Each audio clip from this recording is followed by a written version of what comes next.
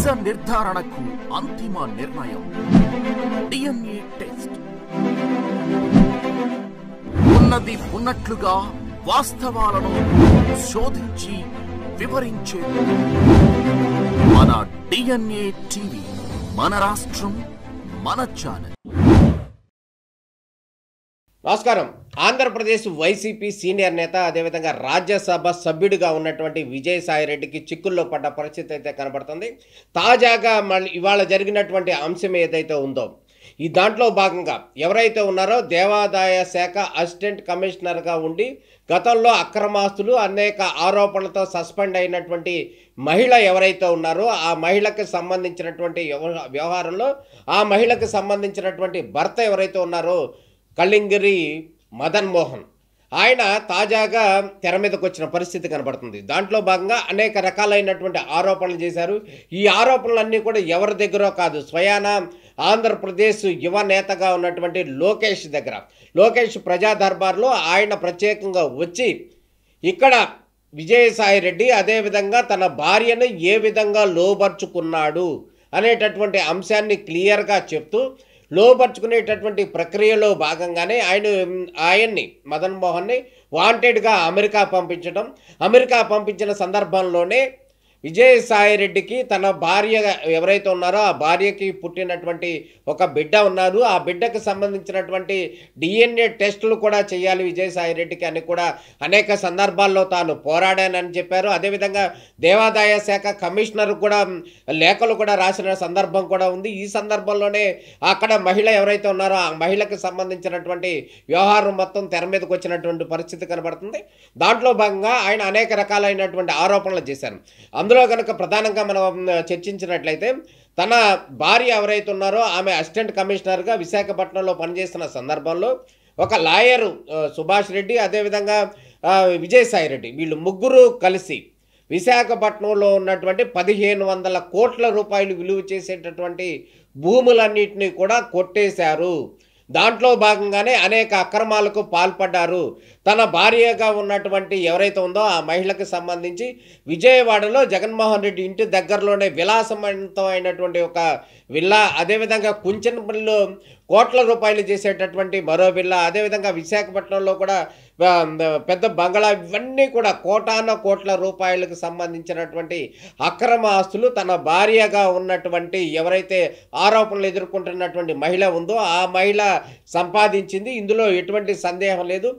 ఈమె already suspend అయి ఉంది. ఆమెకు సంబంధించినటువంటి అక్రమ ఆస్తుల మీద పూర్తి స్థాయిలో దర్యాప్తు చేయాలి అని కూడా విన్నవించిన పరిస్థితి కనబడుతుంది. ఆ దర్యాప్తు అయితే ఆల్రెడీ కొనసాగుతున్న పరిస్థితి కనబడుతుంది. ఇక ఇంకో విషయాన్ని కనుక గమనించినట్లయితే, ఎవరైతే మదన్ మోహన్ ఉన్నారో ఈ మదన్ మోహన్ తన భార్యకు సంబంధించినటువంటి అంశం, ఆ బిడ్డకు సంబంధించినటువంటి డిఎన్ఏ టెస్ట్కు సంబంధించినటువంటి అనేక ఆరోపణలు చేస్తున్నారు. అదేవిధంగా ఇటు రాష్ట్రంలో ఉన్నటువంటి అందరు అధికారులు కలిశారు. అదేవిధంగా జాతీయ స్థాయిలో కూడా రాష్ట్రపతిని, అదేవిధంగా ప్రధానికి కూడా అనేక సందర్భాల్లో లేఖలు కూడా రాసిన సందర్భాలు ఉన్నాయి. ఇటువంటి అంశాలకు సంబంధించి మదన్ మోహన్ పోరాడుతున్న సందర్భంలో ఆయన హైదరాబాద్ నుంచి కలకత్తాకు కూడా బదిలీ చేశారు. ఈ బదిలీ వెనకాల విజయసాయిరెడ్డి యొక్క హస్తం ఉంది అని క్లియర్గా మదన్ మోహన్ ఆరోపించిన పరిస్థితి అయితే కనబడుతుంది. తాజాగా కనుక జరిగినటువంటి అంశంలో ఈ అన్ని అంశాలు కూడా అక్రమాస్తులు కావచ్చు, అదేవిధంగా ప్రభుత్వ భూములు కొట్టేసిన సందర్భంలో కావచ్చు, ఈయన్ని అనవసరంగా బదిలీ చేసినటువంటి అంశం కావచ్చు, ఎవరైతే బిడ్డ ఉన్నాడో ఆ బిడ్డకు సంబంధించినటువంటి తండ్రి ఎవరు అనేటటువంటి అంశంలో తేల్చేటటువంటి కార్యక్రమంలో భాగంగా విజయసాయిరెడ్డికి డిఎన్ఏ టెస్ట్ చేయాలంటూ కూడా వారు కోరినటువంటి అంశంలో భాగంగా అనేక అంశాలు కూడా తెర మీదకు తీసుకొచ్చారు. మంత్రి నారా లోకేష్కు దీనికి సంబంధించినటువంటి పూర్తి వివరాలన్నీ కూడా అందించారు. వాళ్ళు ఎక్కడెక్కడ కొట్టేశారు, ఏ విధంగా అన్యాయం చేశారు, అదేవిధంగా వాంటెడ్గా తనని ఇక్కడి నుంచి విదేశాలకు ఏ విధంగా పంపించారు, తన భార్యని ఏ విధంగా లోబర్చుకున్నారు అంటూ అనేక రకాలైనటువంటి అంశాలతో కూడినటువంటి పత్రాలు, అదేవిధంగా దానికి సంబంధించినటువంటి ఆధారాలు కూడా లోకేష్కి ఇవ్వటం జరిగింది. ఈ అంశానికి సంబంధించి కూడా లోకేష్ కూడా పూర్తి స్థాయిలో వివరణ చేస్తాం, మీకు న్యాయం జరుగుతుంది అంటూ కూడా హామీ ఇచ్చారు అనేది అయితే క్లియర్గా కనబడుతుంది. ఈ మొత్తానికి కనుక మనం గమనించినట్టయితే కొంత మేరకు సర్దుమణిగింది అంటూ అసిస్టెంట్ కమిషనర్గా పనిచేసినటువంటి మహిళ ఎవరైతే ఉన్నారో ఆ మహిళ పేరు అయితే విస్తరించడం లేదు. ఎందుకంటే దానికి సంబంధించినటువంటి న్యాయస్థానాల్లో కొన్ని కేసులు ఉన్న నేపథ్యంలో ఆమె పేరు అయితే ఉచ్చరించడం జరగటం లేదు. ఈ నేపథ్యంలోనే ఆమెకు సంబంధించినటువంటి అంశం ఆల్మోస్ట్ క్లోజ్ అవుతుంది, అందరూ మర్చిపోయారు అనుకున్న సందర్భంలో ఎవరైతే ఉన్నారో భర్త మదన్ మోహన్ మళ్ళీ తీసుకొచ్చి లోకేష్కి చెప్పడం, ఈ అంశానికి సంబంధించినటువంటి పూర్తి స్థాయి దర్యాప్తు చేయాలి అని కూడా కోరటం ఉందో దాంట్లో మళ్ళీ మొదలుకొచ్చినటువంటి అంశంగా కనబడుతున్న పరిస్థితి కనబడుతుంది. మొత్తానికి విజయసాయిరెడ్డి ఎవరైతే ఉన్నారో ఈయన గతం నుంచి కూడా వివాదాస్పద వ్యాఖ్యలు చేస్తారు.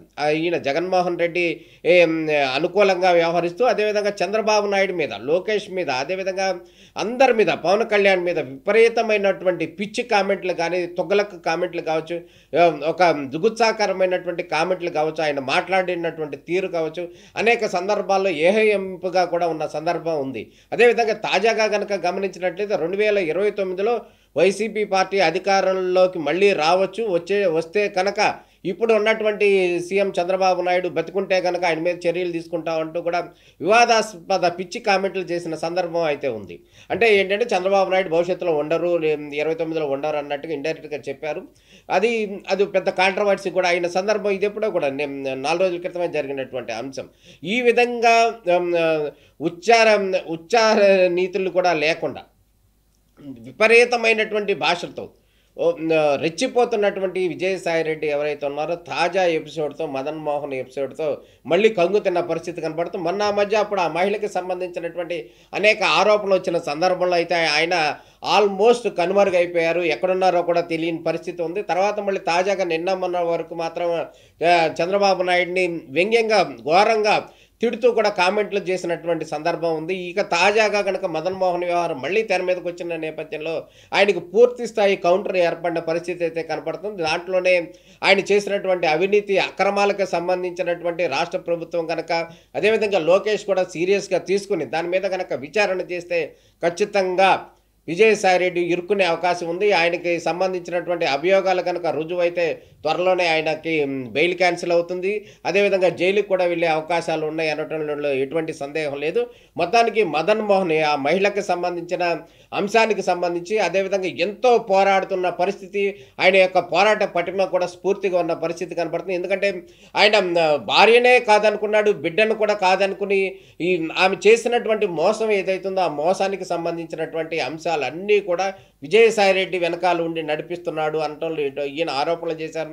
ఆయన ఒక క్లియర్గా ఒక స్ట్రాంగ్ మెన్గా అయితే చెప్పాలి మదన్ మోహన్. ఆయన పోరాడుతున్నటువంటి పటిమ చాలా స్ఫూర్తిగా ఉన్న పరిస్థితి అయితే కనపడుతుంది. ఈ నేపథ్యంలో ఆయన తాజాగా లోకేష్ దగ్గర కూడా వచ్చి ఆయనకి వివరించడం అనేటువంటి అంశం ఏదైతే ఉందో ఇది రాజకీయాల హాట్ టాపిక్గా మారిన పరిస్థితి కనపడుతుంది. ఈ అంశంలో కనుక రాష్ట్ర ప్రభుత్వం ముందుకు వెళితే కనుక ఖచ్చితంగా వైసీపీ పార్టీ యొక్క వ్యవహారం, అదేవిధంగా విజయసాయిరెడ్డి వ్యవహారం పూర్తి స్థాయిలో బట్టబయలయ్యే అవకాశం కనపడుతుంది. మొత్తానికి ఏం జరుగుతుంది అనేది అయితే వేచి చూడాలి. ఇది ఈరోజు ప్రత్యేకమైనటువంటి విశ్లేషణ. మదన్ మోహన్ను మరోసారి బాంబు పేల్చాడు అనటంలో ఎటువంటి సందేహం లేదు. నమస్కారం.